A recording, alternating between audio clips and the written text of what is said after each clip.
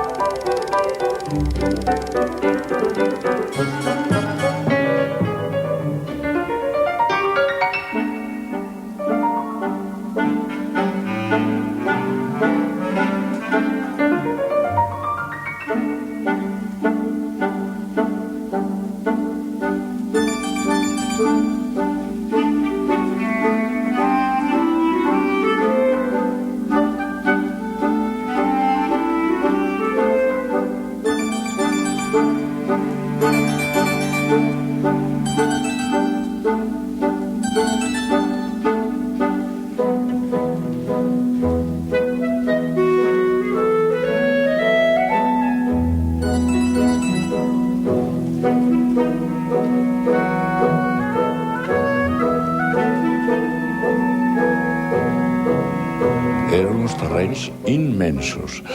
Eren uns terrenys que estaven limitats, per una banda, per uns edificis aïllats, amb vegetació, les cases, els edificis de la maternitat. I l'altra banda, el cementiri de les Corts, i més enllà, doncs, els terrenys del polo.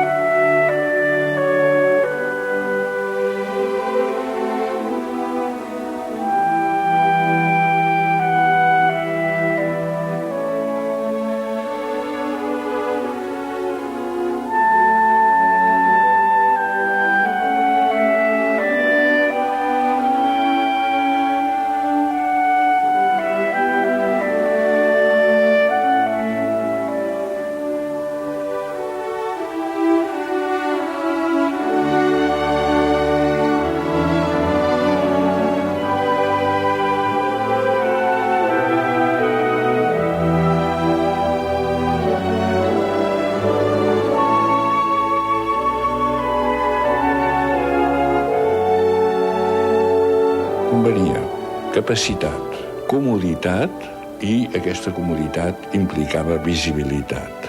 I un canvi de concepte. Arrossegàvem des de les Corts la idea de que la bona localitat era la localitat de primer regle, aquella localitat que en toros en deien de barrera i que a les Corts suposava un espai compartimentat amb palcos.